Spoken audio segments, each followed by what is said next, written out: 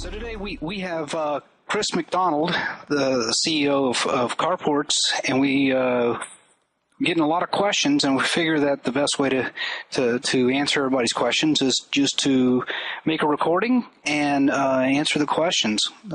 So, Chris, how you doing today? Doing great, Ken. How you doing? Good. So, I guess I'll just go ahead and start going through the questions, the most common questions we get. And first one is, what kind of carports do we carry? Well, all of our carports are made of metal. We don't use the wood or the canvas or any of the fabric ones because they just don't seem to last. The metal ones will last, if you keep them up, pretty much forever. Oh, okay. And is there any maintenance or care on them? Or? Yeah, I mean, you want to do normal upkeep and maintenance. You want to check the screws every once in a while and make sure that everything's tightened down. They should be, but every once in a while you might come across one that needs to be tightened up a little bit. But and you want to give it a good cleaning every once in a while. Maybe get up there with the ladder and a power washer and just spray it off and get all the leaves and stuff off of it. But other than that, it's pretty carefree. Okay, that sounds good. What sizes do you carry? We carry all kinds of sizes, up to, our triple wides. We even go even higher than that with special orders. The triple wides can go as wide as 30 wide and 41 deep. And like I said, with special orders, we can even go wider and longer. And we also go up to 12-foot legs, which puts you approximately 15 feet in the center. So if you have a 12-foot leg, you'll be about 3 feet higher on all of these. So if you're trying to figure out what the peak's going to be, just figure 3 feet on whatever leg you get. Okay, leg meaning the side, at the side, the height, eave, right? The height of it. The height, right? What heights do these come in? Like I said, everything, from 5 feet on up through 12 feet legs, and then again with special orders we can go even higher. Okay, all right, and so as sounds like that'll take care of RVs and all of that too. Oh, absolutely. We get a lot of our orders for RVs, and the one thing that we make sure our customers are aware of is that, when you're looking at an RV, you got to consider that there's another, at least 6, 7, 8 inches there that you got to have for clearance for the air conditioner on top. If you have one of those, you want to make sure that you take into account that when you're figuring your height. Oh, okay. Yeah, I can just see it ripping the carport down and trying to drive under it if you didn't take that into account. How long does it take to, get from when you order it till it get installed? How long does it take to get installed? Well, from the day that you order it, we put the order in with the factory, and it usually takes about 2 to 3 weeks to get in. And then as far as the installation of it, depending on how complicated it is, because you can customize these and enclose them and do whatever you want with them.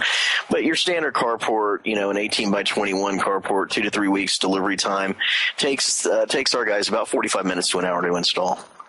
Oh, wow, that's all. Okay. Yeah, they're really good. All right, and something you just said that kind of caught my ear was enclosed. Mm-hmm. Well, so in other words, instead of just being what you would think is a carport with a roof, you're saying that you can have walls on three sides? You can have a wall on just one side. You can have a wall on 2 sides. You can have a wall on 3 sides. You can have a wall on all 4 sides and enclose it completely. And of course, if you do that, you're going to need a way to get in it. So you may want to get one of the garage doors, the roll-up garage doors, which are great. I love these garage doors. You can get a garage door, or if you're just wanting to use it as like a shop or something and you don't want the garage door, you can just get a personnel door. You can also add windows. If you want a window, if you want 2 windows, 4 windows, it doesn't matter. We can do it. So it sounds like it's really customizable, really versatile. And, absolutely. That's what we strive for. So you're going from a carport to almost like a garage. It is a garage, absolutely. Okay, yeah. All right. So you can actually have full garage. Well, that's just a garage that if you decide to pick up and move somewhere, you can take with you. You just have to break it down and reinstall it when you get to your site. Oh, well, that even makes it better.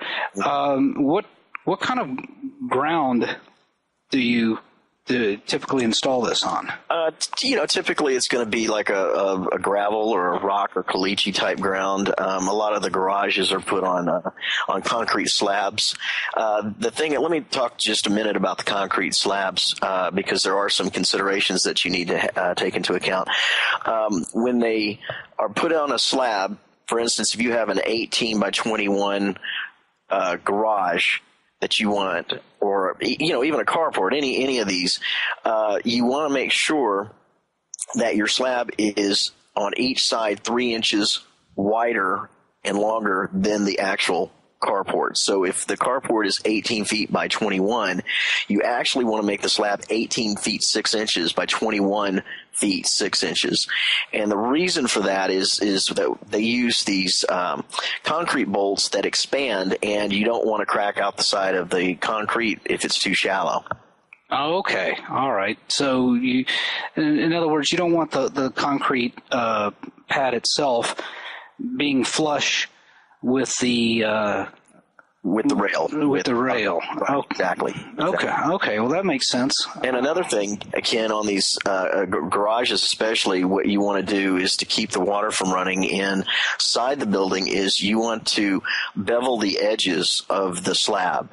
Whoever's pouring your concrete, they can bevel those edges. It shouldn't cost much, if anything, and that'll help the water to run off to the sides and edges instead of running back into the building. And another thing that they can do is if they will go to a hardware store and pick up a case of it's called adhesive. It's an adhesive. It's called a concrete to metal adhesive. And if they go buy that, it shouldn't cost them very much. Our guys will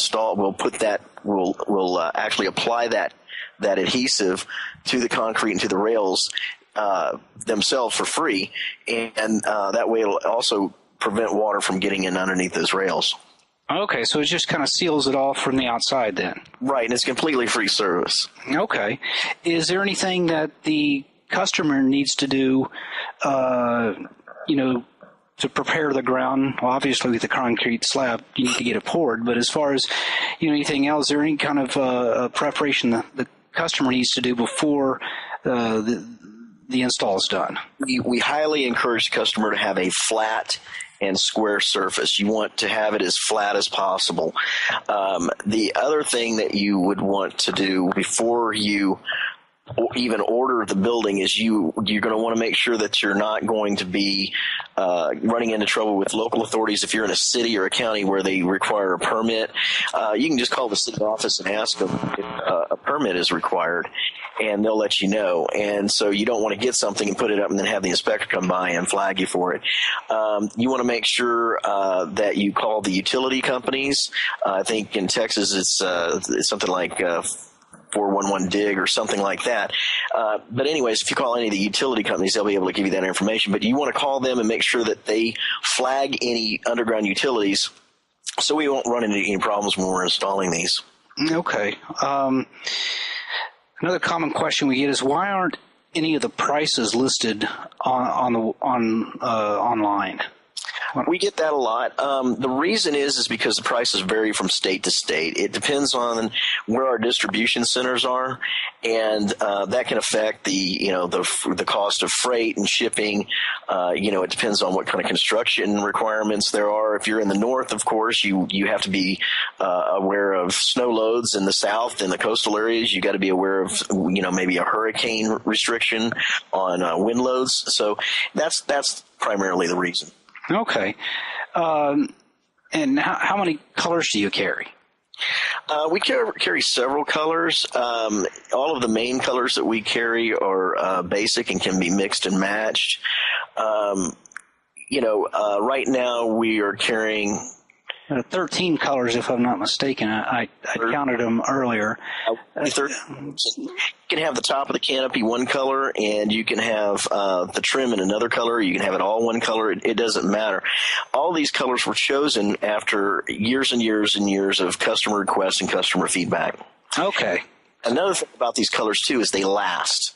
All of the colors are applied. These paints are applied with a special process that prevents fading, chipping, scratching, that kind of thing. And if you keep it up, like I said, if you clean it every once in a while, when you wash it, it'll shine back up right to new. It may look sun faded. They don't sun fade. You just have to give them a cleaning, and that'll get rid of any sun fading appearance. And it'll come back and it'll look brand new. I've had some that are 15 years old that you just spray it down a little bit and it'll look brand new. Oh, that's good. So what does it take to get started with this? If somebody, calls in and, they've looked at the web, they've figured out what they want, they're talking to you or one of the reps, and they're ready to get started. What does it take at that point? Right. The absolute first thing you need to do is just call us. Immediately have one of our experts talk with them. And the reason that you want to talk with one of our experts is because there may be things that you haven't thought of or you haven't considered that you might want. There may be things like the fact that you want to go up high. You want to have a 12-foot leg. Well, when you have a 12-foot leg, one of the considerations is that you're going to need extra bracing. And so that's another reason why we don't do these things on pricing on the web, is because we want you to talk to somebody that's done this, that's knowledgeable, that can help guide you through the process. Once we talk to you, we've both decided, you've decided that you've got the carport or the RV canopy or whatever that you want. We will write up a contract. We will fill out the order. We will put the pricing on it, and then we'll either fax it or email it to you for your approval, and get you to sign it and send it back in. And we'll get some credit card information, or get you to send in a money order or a cashier's check. And then that goes to the 10% down. It's 10% down, and then when it's delivered, 2 to 3 weeks later, the installers will come by, and now the installers will take MasterCard and Visa and Discover. They'll take a cashier's check or money order, but they won't take personal checks and they won't take cash. That's the only thing you need to be aware of with those guys. And that's it. I mean, we take your order, we write it down, and we send it off. And 2 to 3 weeks later, you're parking your car in your brand new carport. Okay. All right. Something that caught my ear earlier that I forgot to ask is, because these are so, custom, and you had mentioned, a shop and all that. What are some of the other uses of these that you've seen in the past besides just carports? Just about anything that you can enclose or want to keep out of the weather. I've seen them used for horse stalls. I've seen them. We actually do have a line of horse barns. I've seen them used for livestock feed, tack, hobby shop. Just about anything they want. Okay. All right. Well, I think that pretty much sums it up. For today. I think. You've covered a lot. I've actually learned a lot. And, I appreciate your time, and I'm sure we're going to talk to you again. Well, thanks a lot, Ken. I appreciate your time, too. All right. Have a great day. All right. Bye-bye.